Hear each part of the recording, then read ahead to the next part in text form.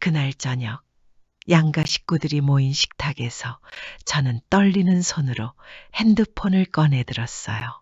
화면에는 제가 몰래 찍은 사진이 선명하게 드러나 있었죠. 아버지와 시어머니가 카페에서 다정하게 마주 앉아 손을 맞잡고 있는 모습이었어요. 저는 그 사진을 모든 사람들이 볼 수 있도록 식탁 한가운데 놓았어요. 그 순간 식탁 주위의 공기가 얼어붙었어요. 어머니는 젓가락을 떨어뜨리며 사진을 응시했고 남편 민준이는 얼굴이 새하얗게 변했어요.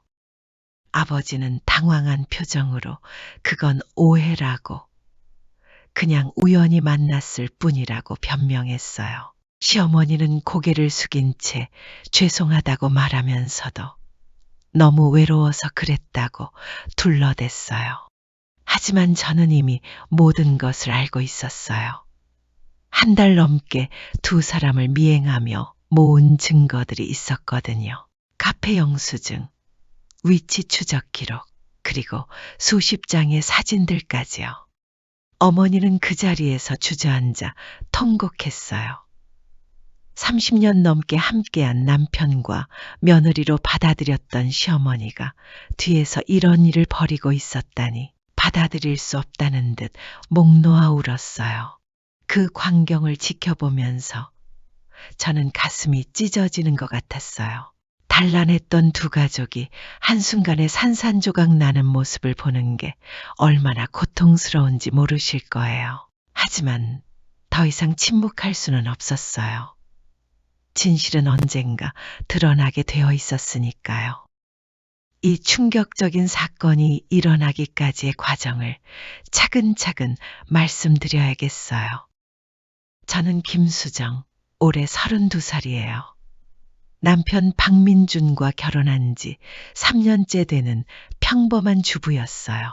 서울 강남구 도곡동에 있는 30평 아파트에서 신혼생활을 하고 있었죠. 민준이와의 만남은 정말 드라마틱했어요. 서로의 어머니들이 같은 동호회에서 만나 의기투합하면서 시작된 인연이었거든요.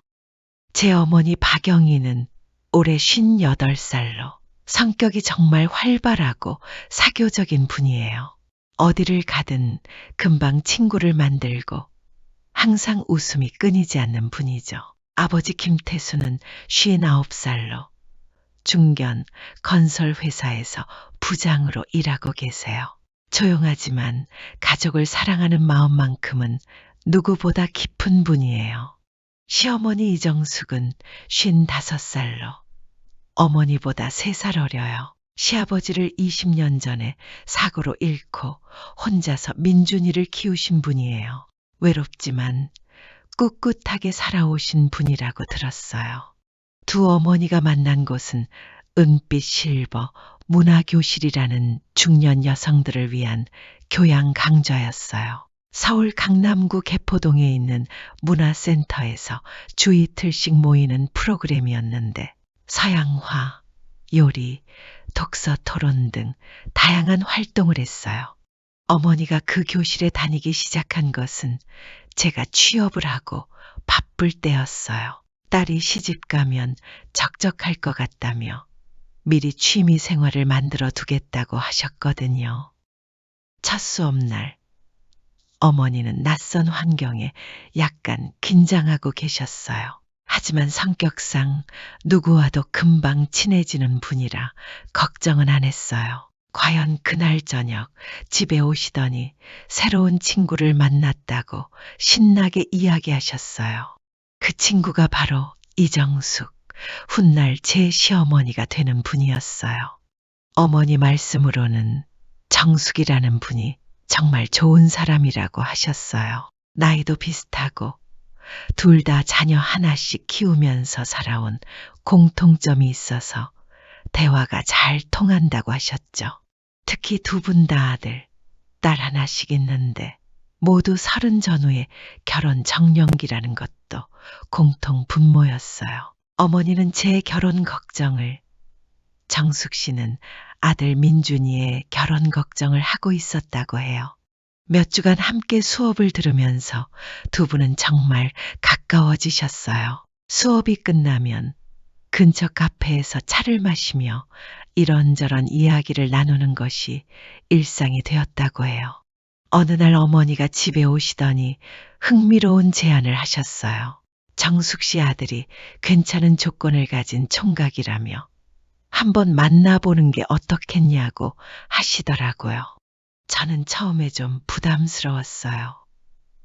어머니들끼리 친해져서 자녀들을 엮어주려는 상황이 어색했거든요. 하지만 어머니가 워낙 적극적으로 권하시고 그냥 만나보기만 하는 건데 뭐 어떻겠냐는 생각이 들어서 동의했어요.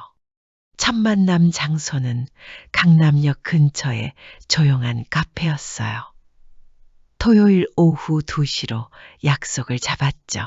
저는 약간의 기대와 긴장을 안고 약속 장소로 향했어요. 카페에 들어서니 구석자리에 앉아있는 남자분이 눈에 들어왔어요. 키가 크고 깔끔한 인상의 남성이었는데 정장 차림은 아니었지만 단정한 캐주얼 옷차림이 좋아 보였어요.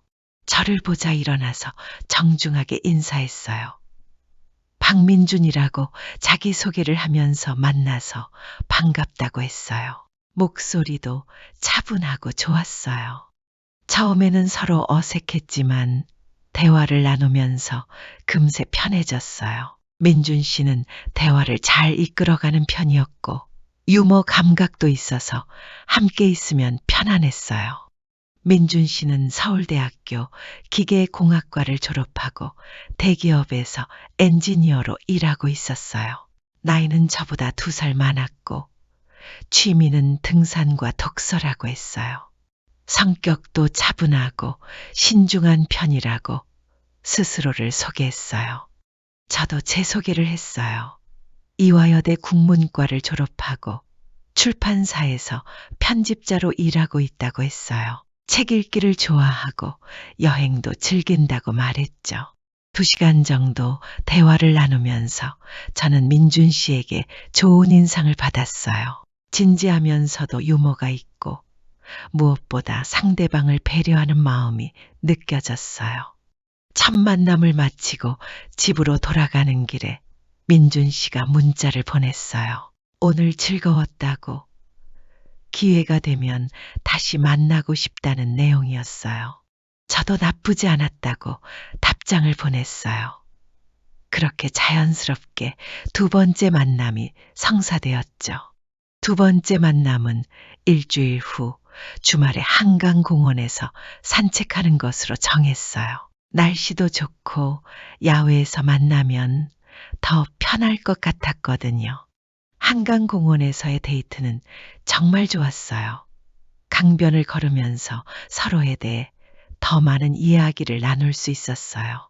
민준 씨는 생각보다 로맨틱한 면도 있었고 세심한 배려도 잊지 않았어요. 그날 저녁 치킨과 맥주로 간단한 저녁을 먹으면서 더욱 가까워졌어요. 민준 씨가 제 이야기를 정말 집중해서 들어주는 것이 좋았어요. 3번째, 4번째 만남을 거치면서 저희는 자연스럽게 연인 사이가 되었어요. 공식적으로 사귄다고 선언한 것은 첫 만남 후 1달쯤 되었을 때였어요. 민준이는 정말 좋은 남자친구였어요. 데이트할 때 항상 제 의견을 먼저 물어보고 제가 좋아하는 것들을 기억해 뒀다가 깜짝 선물을 해주기도 했어요. 무엇보다 저를 존중해주는 마음이 느껴져서 편안했어요. 교제 기간 동안 두 어머니들은 더욱 친해지셨어요. 자녀들이 잘 되는 것을 보시면서 서로 기뻐하셨고 거의 매일 연락을 주고받으실 정도로 가까워지셨어요. 어머니는 정숙 언니가 정말 좋다고 하셨어요. 성격도 좋고 인품도 훌륭하다며 칭찬을 아끼지 않으셨죠. 시어머니가 될 분이 이렇게 좋으니 결혼해도 걱정이 없겠다고 하셨어요. 민준이도 제 어머니를 정말 좋아했어요. 따뜻하고 활발한 성격이 마음에 든다고 했어요. 어머니도 민준이를 친아들처럼 예뻐하셨고 두 가족의 분위기는 정말 좋았어요. 저희가 사귄 지 1년 정도 되었을 때 민준이가 결혼 이야기를 꺼냈어요. 서로 잘 맞는 것 같고 양쪽 부모님들도 좋아하시니 결혼을 진지하게 생각해 보자고 했어요. 저도 민준이와 함께하는 미래를 그려보고 있던 터라 기꺼이 동의했어요. 그렇게 저희는 약혼을 하고 결혼 준비에 들어갔어요. 결혼 준비 과정에서 두 어머니들의 활약은 정말 대단했어요. 예식장 선정부터 시작해서 혼수 준비, 신혼집 구하기까지 모든 과정에서 함께 하셨어요.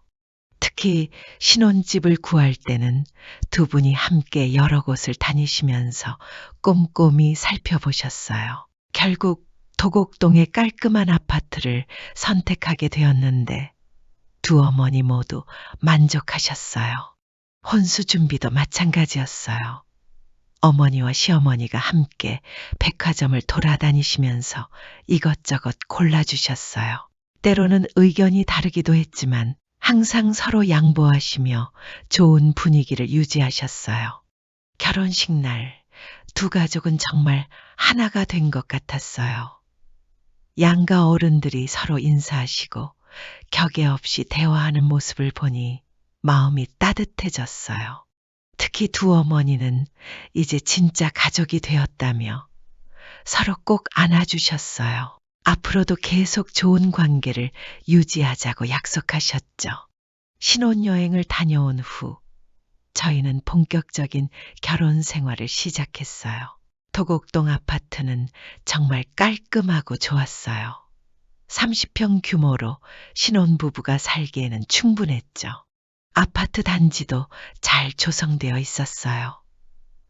주변에 공원과 상가들이 잘 갖춰져 있고 지하철역도 가까워서 교통이 편리했어요. 무엇보다 두 집 모두에서 적당히 가까운 거리에 있어서 왕래하기 좋았어요. 결혼 후 두 어머니들의 관계는 더욱 돈독해졌어요.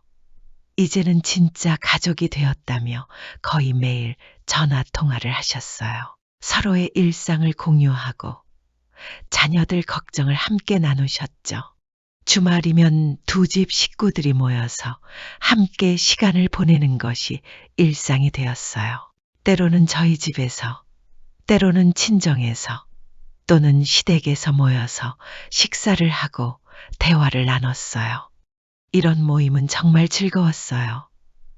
양가 어른들이 서로를 편하게 생각하시고 저와 민준이도 서로의 가족들과 자연스럽게 어울렸어요. 진짜 하나의 큰 가족이 된 것 같았어요.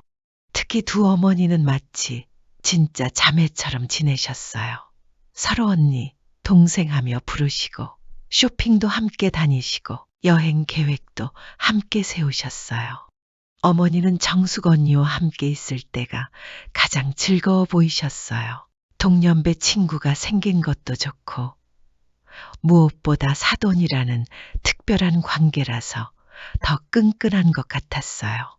시어머니도 마찬가지였어요. 혼자 지내시던 분이었는데 외로움이 많이 달래졌다고 하셨어요. 두 분이 함께 웃으시는 모습을 보면 저도 덩달아 기분이 좋았어요. 그렇게 행복한 시간들이 이어졌어요. 저와 민준이는 각자 직장 생활을 하면서도 서로를 지지해 주었고 양가 부모님들도 저희를 따뜻하게 보살펴 주셨어요. 하지만 그런 평온한 일상에 작은 균열이 생기기 시작한 것은 결혼한 지 2년쯤 되었을 때였어요. 처음에는 정말 사소한 변화였어요. 어머니가 약속 시간에 조금씩 늦거나 갑자기 외출이 늘어나는 정도였죠. 하지만 시간이 지나면서 그런 변화들이 점점 두드러지기 시작했어요. 특히 아버지의 행동 변화가 눈에 띄었어요. 평소에는 주말이면 집에서 TV를 보시거나 간단한 집안일을 도와주시던 분이었는데 갑자기 외출이 잦아졌어요.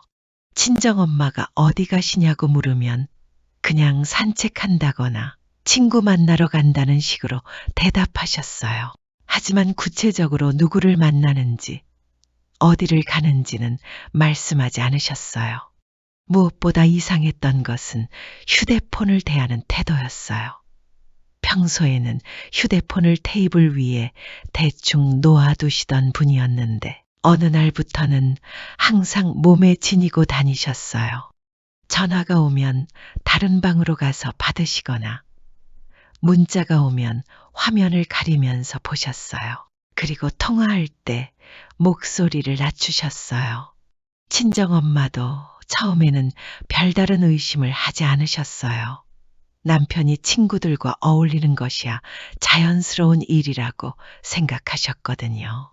하지만 시간이 지날수록 불안해 하시는 모습이 보였어요. 그러던 어느 날, 친정엄마가 저에게 심각한 표정으로 이야기하셨어요. 아버지가 요즘 너무 이상하다고, 뭔가 숨기는 게 있는 것 같다고 하셨어요. 구체적으로 어떤 점이 이상한지 물어보니 여러 가지가 있었어요. 먼저 외출 빈도가 급격히 늘었다는 것이었어요. 예전에는 주말에 한두 번 나가시던 분이 이제는 거의 매일 어딘가로 나가셨어요. 그리고 옷차림에도 신경을 쓰기 시작하셨대요. 평소에는 집에서 입던 편한 옷 그대로 나가시던 분이 이제는 외출할 때마다 깔끔하게 차려입으셨어요. 심지어 향수까지 뿌리고 나가신다고 했어요. 가장 의심스러운 것은 거짓말이었어요. 친구 만나러 간다고 하셨는데 친정엄마가 그 친구에게 안부 전화를 드렸더니 최근에 만난 적이 없다고 하더라는 거예요. 친정엄마는 정말 당황스러워 하셨어요. 30년 넘게 함께 살아온 남편이 자신에게 거짓말을 하다니 도저히 이해할 수 없다고 하셨어요. 저도 친정엄마 이야기를 듣고 걱정이 되었어요. 아버지가 그런 분이 아닌데 정말 이상하다는 생각이 들었어요. 혹시 무슨 문제라도 있는 건 아닐까 싶었어요. 친정엄마와 상의해서 일단 조금 더 지켜보기로 했어요. 성급하게 추궁했다가 오해가 생기면 더 큰 문제가 될 수도 있을 것 같았거든요. 하지만 상황은 나아지지 않았어요. 오히려 아버지의 이상한 행동들이 더 심해졌어요. 특히 휴대폰 관리가 정말 철저해졌어요. 샤워할 때도 가져가시고 잠들 때도 베개 밑에 넣고 주무셨어요. 그리고 누군가에게서 연락이 오면 얼굴 표정이 묘하게 변했어요. 친정엄마는 점점 스트레스를 받으셨어요. 남편의 변화가 너무 급작스럽고 이해할 수 없다고 하셨어요. 혹시 다른 여자라도 생긴 건 아닌지 의심하기 시작하셨어요. 저는 그런 친정엄마를 보면서 마음이 아팠어요. 평생 행복하게 살아오신 분이 이런 고민을 하셔야 한다니 정말 안타까웠어요. 민준이와도 상의했어요. 장인어른의 행동이 이상하다고, 혹시 뭔가 문제가 있는 건 아닐까 걱정된다고 했어요. 민준이도 최근 친정아버지의 변화를 어느 정도 눈치채고 있었다고 했어요. 양가 모임 때 예전보다 말수가 줄었고 시계를 자주 보시면서 뭔가 신경 쓰이는 것 같았다고 했어요. 그런데 민준이가 한 가지 더 이상한 점을 지적했어요. 최근에 어머니, 즉 시어머니도 조금 달라진 것 같다는 거였어요. 시어머니도 예전보다 외출이 늘었고 옷차림에 신경을 쓰기 시작했다고 했어요. 그리고 휴대폰을 받을 때 다른 방으로 가시는 일이 많아졌다고 했어요. 저는 민준이 이야기를 듣고 깜짝 놀랐어요. 설마 시어머니도 뭔가 숨기는 일이 있는 건 아닐까 하는 생각이 들었거든요. 하지만 곧 그런 생각을 떨쳐냈어요. 시어머니는 정말 진실하고 선량한 분이셨거든요. 아들 하나만 바라보고 살아오신 분이 갑자기 이상한 일에 휘말릴 리는 없다고 생각했어요. 그런데 며칠 후 정말 충격적인 일이 일어났어요. 토요일 오후였어요. 저는 친구와 만나기로 했다가 갑자기 약속이 취소되어서 집에서 쉬고 있었어요. 민준이는 회사 동료들과 골프를 치러 나간 상태였어요. 심심해서 인터넷을 하고 있는데 친정엄마에게서 전화가 왔어요. 목소리가 떨리는 것이 뭔가 심상치 않았어요. 친정엄마가 지금 당장 나와달라고 하셨어요. 아버지를 미행해 보려고 하는데 혼자서는 무서워서 안 되겠다고 하셨어요. 저는 깜짝 놀랐어요. 친정엄마가 아버지를 미행하겠다니 상황이 정말 심각한 것 같았어요. 급히 옷을 갈아입고 어머니가 계신 곳으로 향했어요. 만날 장소는 아버지가 자주 가신다는 지하철역 근처였어요. 친정엄마는 이미 그곳에서 기다리고 계셨는데 얼굴이 창백해 보였어요. 친정엄마 말씀으로는 아버지가 오늘도 산책 간다고 하시면서 나가셨는데 뒤따라 나와 보니 지하철역으로 향하시더라는 거예요. 평소 산책할 때와는 완전히 다른 방향이었대요. 저희는 조심스럽게 아버지를 따라갔어요. 아버지는 지하철을 타고 강남역으로 향하셨어요. 저희도 같은 지하철을 타되 다른 칸에 올라타서 들키지 않게 주의했어요. 강남역에 도착한 아버지는 지하 상가를 지나 지상으로 올라가셨어요. 그리고 큰 길가에 있는 카페로 들어가셨어요. 저희는 카페 밖에서 상황을 지켜봤어요. 아버지는 창가 자리에 앉아 누군가를 기다리시는 것 같았어요. 시계를 보시고 휴대폰을 확인하시는 모습이 보였어요. 그런데 10분쯤 지났을 때 정말 믿을 수 없는 광경을 목격했어요. 카페로 들어가는 사람이 바로 시어머니였어요. 시어머니는 평소보다 훨씬 화려한 옷차림이었어요. 예쁜 원피스에 액세서리까지 착용하고 머리도 새로 손질하신 것 같았어요. 마치 특별한 사람을 만나러 가는 것처럼 단장하고 오신 거였어요. 아버지는 시어머니를 보자 일어나서 반갑게 인사했어요. 두 분은 자연스럽게 마주 앉아서 대화를 시작했어요. 그 모습이 정말 자연스러워서 처음 만나는 사이가 아니라는 것이 분명했어요. 저는 그 순간 머리가 하얘지는 것을 느꼈어요. 옆에 있던 어머니는 입을 다물지 못하고 그 광경을 바라보고 계셨어요. 두 분은 정말 편안한 분위기였어요. 아버지는 시어머니의 손에 자신의 손을 살짝 올리시고 시어머니는 그것을 자연스럽게 받아들이셨어요. 마치 연인처럼 다정한 모습이었어요. 친정엄마가 제 팔을 꽉 붙잡으셨어요. 손이 부들부들 떨리고 계셨어요. 친정엄마의 얼굴은 완전히 하얘져서 지금이라도 쓰러질 것 같았어요. 저는 급히 친정엄마를 근처 벤치로 데려갔어요. 그 자리에 앉으시더니 한동안 말을 하지 못하셨어요. 그저 멍하니 공허한 눈으로 허공을 바라보기만 하셨어요. 한참 후에야 친정엄마가 떨리는 목소리로 말씀하셨어요. 이게 꿈이냐고, 자신이 잘못 본 거 아니냐고 하셨어요. 하지만 저도 똑같이 봤다고 꿈이 아니라고 말씀드릴 수밖에 없었어요. 저희는 다시 카페 쪽으로 가서 상황을 더 지켜봤어요. 두 분은 여전히 다정하게 대화를 나누고 계셨어요. 가끔 웃기도 하고 서로의 이야기에 집중하는 모습이었어요. 1시간 정도 지났을 때 두 분이 카페에서 나왔어요. 그리고 함께 길을 걸으면서 어딘가로 향했어요. 저희는 적당한 거리를 유지하면서 뒤따라갔어요. 두 분이 향한 곳은 백화점이었어요. 롯데백화점 본점으로 들어가시더라고요. 저희도 조심스럽게 따라 들어갔어요. 백화점 안에서 두 분은 마치 부부처럼 자연스럽게 쇼핑을 하셨어요. 여성 의류 매장에서 시어머니가 옷을 고르시면 아버지가 의견을 말씀해 주시고, 남성 용품 코너에서는 시어머니가 아버지를 위한 물건들을 골라주셨어요. 특히 충격적이었던 것은 액세서리 매장에서였어요. 아버지가 시어머니를 위해 목걸이를 골라주시는 모습을 봤어요. 시어머니는 정말 기뻐하시면서 그 목걸이를 받으셨어요.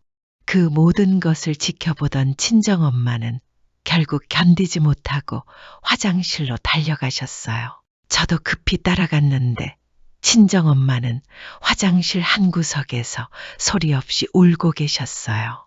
30년 넘게 함께 살아온 남편이 이런 일을 벌이고 있다니 받아들일 수 없다고 하셨어요. 저도 정말 충격이었어요. 두 분 모두 제가 믿고 의지하던 분들이었는데 이런 배신을 하고 있다니 믿어지지 않았어요. 친정엄마를 진정시킨 후 저희는 집으로 돌아갔어요. 하지만 집에 가서도 아무것도 할 수 없었어요. 친정엄마는 소파에 앉아서 계속 멍하니 있으셨고 저도 마음이 복잡해서 어떻게 해야 할지 몰랐어요. 그날 밤 민준이가 돌아왔을 때 저는 오늘 있었던 일을 말해야 할지 고민했어요. 민준이에게는 어떻게 이야기해야 할까요? 당신 어머니가 제 아버지와 바람을 피우고 있다고 말할 수 있을까요? 결국 저는 민준이에게 사실을 말하기로 결심했어요. 이런 일을 혼자 감당하기에는 너무 버거웠거든요. 민준이도 처음에는 믿지 못했어요. 어머니가 그런 분이 아니라고, 분명히 오해일 거라고 했어요. 하지만 제가 본 것을 자세히 설명하자 점점 표정이 굳어졌어요. 민준이는 한동안 말없이 있다가 자신도 며칠 더 확인해 보겠다고 했어요. 확실한 증거 없이는 어머니를 의심할 수 없다고 했어요. 저는 민준이의 마음을 이해했어요.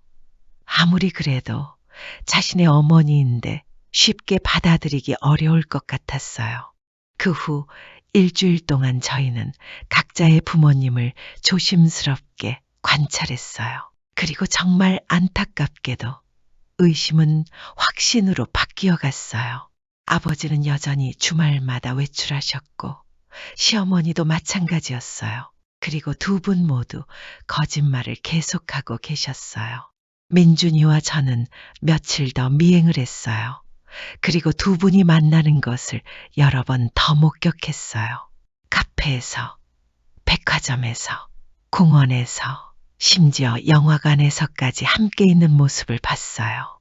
가장 충격적이었던 것은 호텔 앞에서 작별 인사를 하는 모습을 본 때였어요. 두 분은 호텔에서 나와서 포옹을 하고 헤어지셨어요. 더 이상 의심할 여지가 없었어요. 저희는 그동안 찍은 사진들과 영수증, 위치 추적 기록 등을 모아서 증거를 정리했어요. 이제 이 사실을 어떻게 처리할지 결정해야 했어요.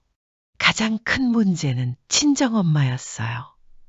친정엄마는 그동안 아버지의 변화를 감지하고 계셨지만 설마 시어머니와의 불륜일 거라고는 상상도 못하고 계셨어요. 민준이도 마찬가지였어요. 어머니가 이런 일을 하고 있다는 것을 받아들이기 어려워했어요. 하지만 증거가 너무 명확해서 부정할 수도 없는 상황이었어요. 결국 저희는 양가 부모님들을 모두 불러서 사실을 공개하기로 결정했어요. 이런 일은 더 이상 숨길 수 없고 정면으로 맞서야 한다고 생각했어요. 토요일 저녁, 저희 집에서 양가 모임을 가졌어요. 평소와 다름없이 친정엄마는 음식을 준비해 오셨고 시어머니도 과일을 사가지고 오셨어요. 아버지와 시어머니는 서로 눈도 제대로 마주치지 않으며 자연스럽게 연기를 하고 계셨어요. 식사를 마치고 거실에서 차를 마시던 중 저는 떨리는 마음으로 핸드폰을 꺼냈어요. 그리고 그동안 찍어둔 사진들을 테이블 위에 하나씩 놓기 시작했어요.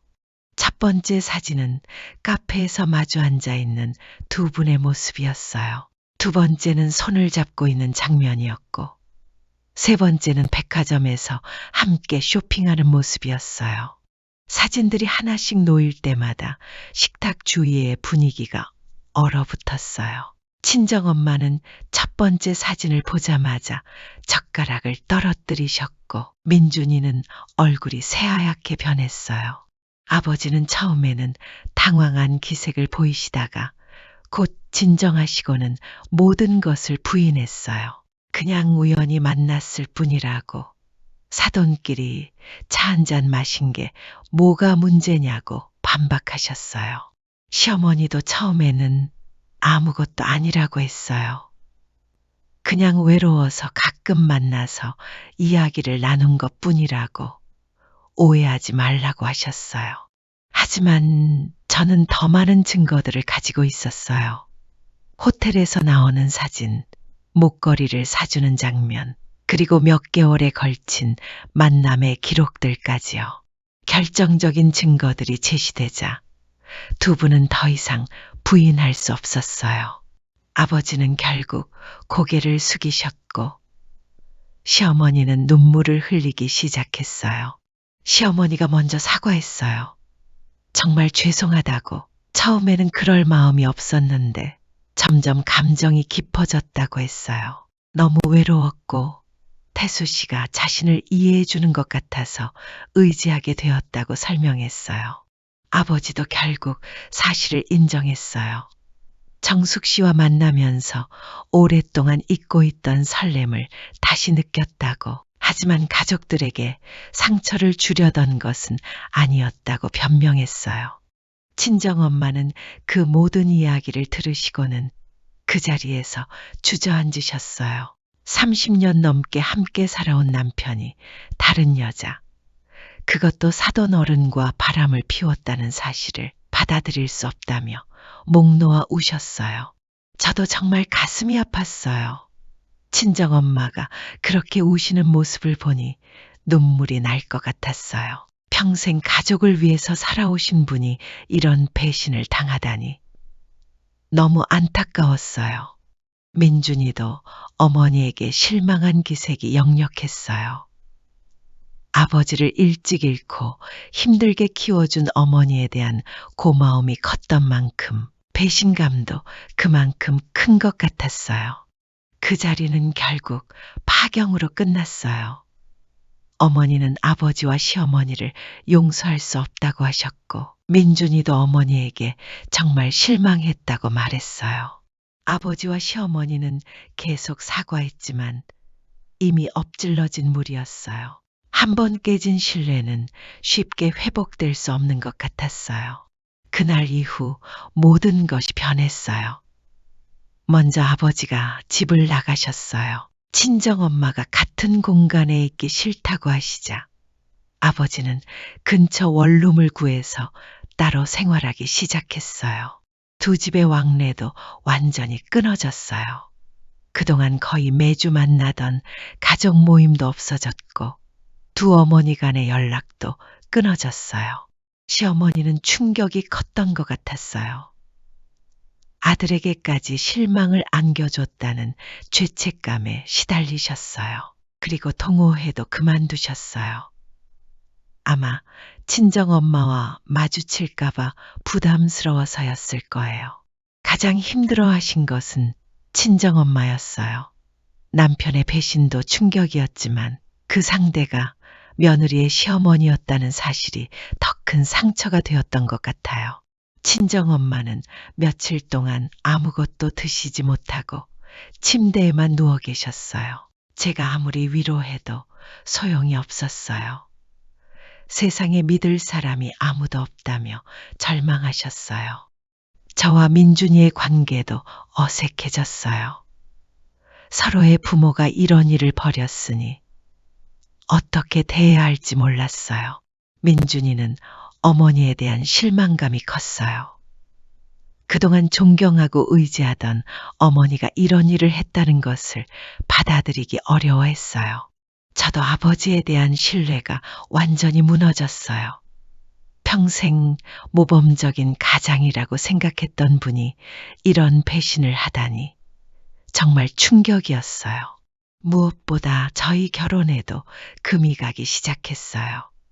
두 어머니가 맺어준 인연이었는데 그 두 분이 이런 일을 벌이고 나니 저희 관계까지 의심스러워졌어요. 민준이가 어느 날 저에게 말했어요. 우리 결혼도 두 엄마가 만든 거였는데 과연 진짜 사랑이었을까 하는 의문이 든다고 했어요. 그 말을 듣고 저도 마음이 흔들렸어요. 정말 저희가 서로를 사랑해서 만난 걸까요?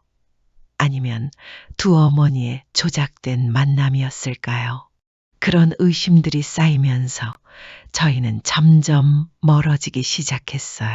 대화도 줄어들고 함께 있어도 어색한 시간이 늘어났어요. 특히 양가 부모님 이야기만 나오면 분위기가 차가워졌어요. 서로 상처받은 마음을 이해하면서도 한편으로는 상대방 부모를 원망하는 마음도 있었어요. 그렇게 몇 주간 힘든 시간을 보냈어요. 저는 어머니를 돌보느라 친정에서 지내는 시간이 늘어났고 민준이는 혼자 집에 있는 시간이 많아졌어요. 소문도 금방 퍼졌어요. 동네 사람들 사이에서 저희 집안 이야기가 오르내렸어요. 어떤 사람은 동정의 시선으로, 어떤 사람은 흥미 위주로 바라봤어요. 시어머니는 그런 시선들을 견디기 어려워하셨어요. 동호회뿐만 아니라 평소 다니던 마트나 은행까지 피하기 시작했어요. 아버지도 마찬가지였어요. 회사에서도 소문이 돌았는지 동료들의 시선이 부담스러워 하셨어요. 그래서인지 더욱 집에 들어오기를 꺼리셨어요. 그런 와중에 친정엄마가 중대한 결정을 내렸어요. 아버지와 이혼하겠다고 하신 거예요. 처음에는 말만 그런 거라고 생각했어요. 화가 나서 하는 말씀일 거라고 생각했거든요. 하지만 친정엄마는 정말 진지하셨어요. 친정엄마가 변호사까지 찾아가셨어요. 그리고 이혼 조건들을 꼼꼼히 따져보기 시작했어요. 재산 분할부터 시작해서 위자료 문제까지 구체적으로 상담받으셨어요. 저는 친정엄마를 말렸어요. 일시적인 감정으로 그런 큰 결정을 하지 말라고, 좀 더 시간을 두고 생각해 보라고 했어요. 하지만 친정엄마는 이미 마음을 정하신 상태였어요. 30년 넘게 함께 살았지만 이런 배신은 용서할 수 없다고 하셨어요. 더구나 상대가 사부인이었다는 것이 더욱 용납할 수 없다고 하셨어요. 아버지도 친정엄마의 결심을 알고는 충격을 받으셨어요. 정말 이혼까지 할 생각은 없었다며 다시 한번 용서를 구하셨어요. 하지만 친정엄마는 단호했어요. 이미 신뢰가 완전히 깨졌다고, 다시는 함께 살 수 없다고 하셨어요. 결국 이혼 절차가 시작되었어요. 양쪽 모두 변호사를 선임하고 재산 분할과 위자료 문제를 놓고 협상에 들어갔어요. 그 과정에서 더 많은 진실들이 드러났어요. 아버지와 시어머니의 관계가 생각보다 훨씬 깊었다는 것이었어요. 두 분은 거의 1년 가까이 만나왔다고 했어요. 처음에는 정말 우연한 만남이었지만 점점 서로에게 의존하게 되었다고 했어요. 특히 시어머니는 혼자 지내면서 느꼈던 외로움을 아버지가 달래주었다고 했어요. 아버지도 중년의 권태감을 시어머니와 함께하면서 잊을 수 있었다고 했어요. 민준이와 저의 관계도 계속 악화되었어요. 부모들의 문제가 저희에게까지 영향을 미쳤어요. 결국 저희도 부부 상담을 받기로 했어요. 이대로 가다가는 저희 결혼까지 위험해질 것 같았거든요. 상담사는 저희가 부모의 문제와 저희 자신의 문제를 분리해서 생각해야 한다고 조언했어요. 부모가 한 일이 잘못되었다고 해서 저희의 사랑까지 가짜가 되는 것은 아니라고 했어요. 하지만 그런 조언을 머리로는 이해해도 마음으로 받아들이기는 쉽지 않았어요. 두 어머니가 맺어준 인연이었는데 그 시작부터 의심스러워졌거든요. 몇 달간의 상담을 통해서 저희는 조금씩 관계를 회복해 나갔어요. 서로에 대한 사랑은 진짜였다는 것을 확인할 수 있었어요. 하지만 양가 부모들과의 관계는 여전히 복잡했어요. 친정엄마는 결국 아버지와 이혼했고 시어머니와는 아예 연락을 끊어버렸어요. 아버지는 혼자 원룸에서 지내시면서 후회하고 계시는 것 같았어요. 가끔 저에게 전화해서 친정엄마 안부를 묻곤 했지만 친정엄마는 아예 받으시려 하지 않았어요. 시어머니도 마찬가지로 힘들어 하셨어요. 아들과의 관계도 예전 같지 않았고 동네에서의 시선도 부담스러워 하셨어요. 가장 안타까운 것은 두 분이 여전히 서로를 그리워하고 있다는 것이었어요. 직접 만날 수는 없지만 서로에 대한 감정은 쉽게 사라지지 않는 것 같았어요. 그렇게 1년 정도가 지났어요. 저희는 부부 상담을 통해서 관계를 회복했고 이제는 예전처럼 다정한 부부가 되었어요. 하지만 가족의 형태는 완전히 바뀌었어요. 더 이상 양가가 함께 모이는 일은 없었고 명절이나 특별한 날에도 따로 지내야 했어요. 친정엄마는 이혼 후 혼자 지내시면서 새로운 삶을 시작하셨어요. 친구들과의 모임도 늘리시고 새로운 취미도 만드셨어요. 겉으로는 밝게 지내시지만 가끔 외로워하시는 모습도 보였어요. 시어머니는 여전히 혼자 지내고 계셨어요. 민준이와의 관계는 조금씩 회복되었지만 예전처럼 가깝지는 않았어요. 무엇보다 사회적인 시선 때문에 외출을 꺼리시는 것 같았어요. 아버지는 그동안 원룸에서 지내시다가 최근에 조금 더 큰 집으로 이사하셨어요. 회사에서의 일상은 예전과 비슷하지만 퇴근 후나 주말에는 정말 외로워 보이셨어요. 저는 가끔 이 모든 일들을 되돌아보면서 생각해요. 만약 제가 그 사실을 밝히지 않았다면 어떻게 되었을까요? 계속 모른 척하고 넘어갔다면 지금보다 나았을까요? 하지만 진실은 언젠가 드러나게 되어 있었을 거예요. 그리고 더 늦게 알았다면 상처는 더욱 컸을 것 같아요. 지금 저희 가족은 예전과는 완전히 다른 모습이에요. 단란했던 대가족은 사라지고 각자 따로 살아가고 있어요. 하지만 그래도 삶은 계속되어야 해요. 상처는 시간이 지나면서 조금씩 아물어갈 테고 각자 새로운 행복을 찾아갈 수 있을 거예요. 저와 민준이는 이제 정말 둘만의 가족이 되었어요. 양가 부모들의 그늘에서 벗어나서 저희만의 길을 걸어가고 있어요. 물론 쉽지 않아요. 가끔 예전에 단란했던 모습들이 그리울 때도 있어요.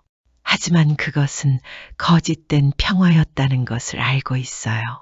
진실은 때로는 잔인하지만 그래도 거짓 속에서 사는 것보다는 낫다고 생각해요. 비록 많은 것들이 무너졌지만 그 잔해 위에서 새로운 것을 쌓아갈 수 있을 거예요. 요즘 저는 아이를 갖고 싶다는 생각을 하고 있어요. 새로운 생명이 오면 저희 가족에게도 새로운 희망이 생길 것 같아요. 민준이도 같은 생각인 것 같아요. 부모가 만들어준 가족이 아니라 저희가 직접 만들어가는 진짜 가족을 꿈꾸고 있어요. 그날의 사진들은 아직도 제 핸드폰 속에 남아 있어요.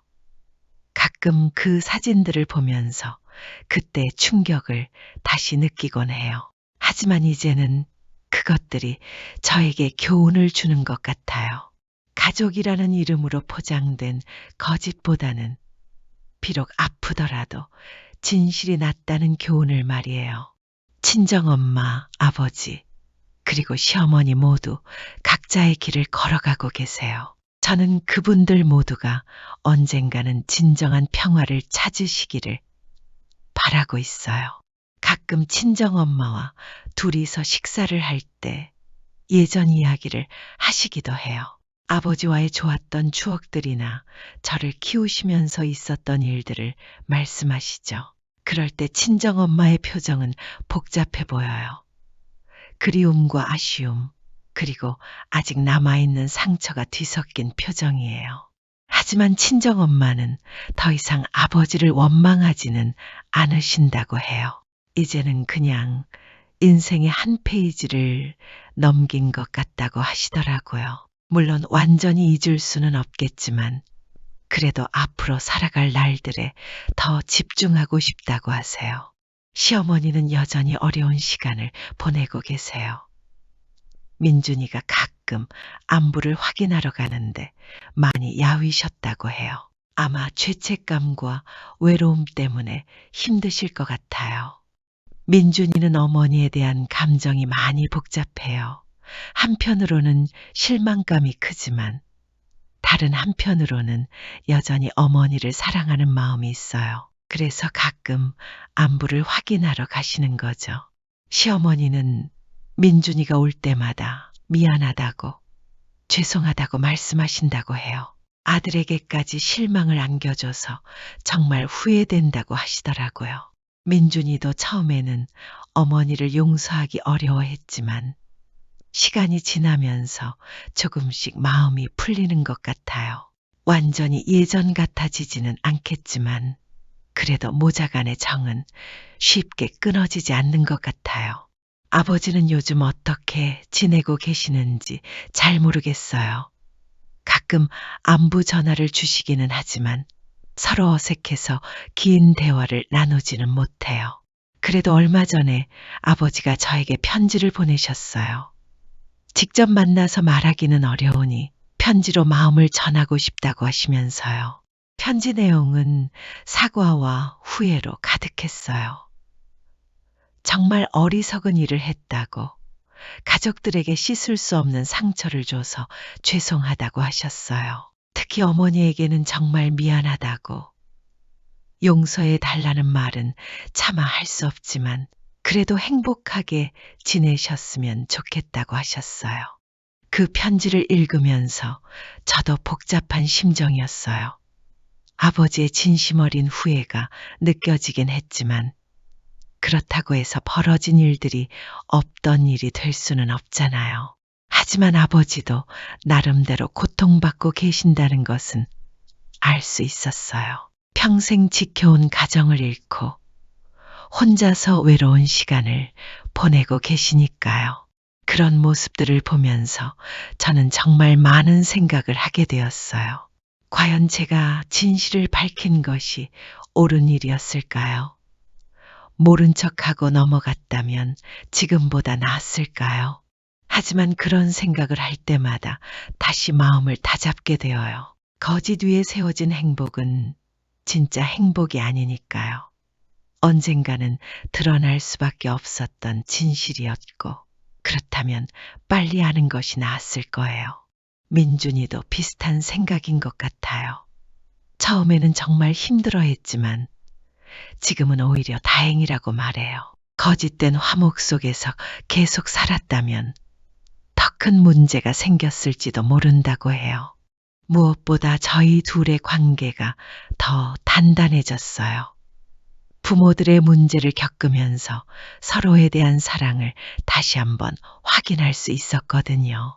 부부 상담을 받으면서 상담사가 해준 말이 기억에 남아요. 위기는 기회라고, 이런 어려운 시기를 함께 극복하면 더욱 강한 부부가 될 수 있다고 하더라고요. 정말 그런 것 같아요. 요즘 저희는 예전보다 더 많은 대화를 나누고 서로의 마음을 더 깊이 이해하려고 노력해요.